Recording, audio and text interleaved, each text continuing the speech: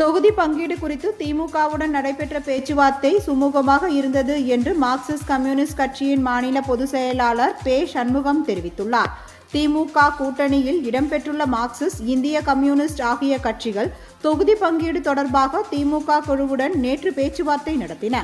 இதுகுறித்து செய்தியாளர்களிடம் பேசிய மார்க்சிஸ்ட் கம்யூனிஸ்ட் கட்சியின் மாநில செயலாளர் பே. சண்முகம், தொகுதி பங்கீடு தொடர்பான பேச்சுவார்த்தை சுமூகமான முறையில் நடைபெற்றதாகவும், அப்பொழுது கூடுதல் தொகுதிகள் வேண்டும் என்று மார்க்சிஸ்ட் கம்யூனிஸ்ட் கட்சி சார்பில் வலியுறுத்தப்பட்டதாகவும் தெரிவித்தார்.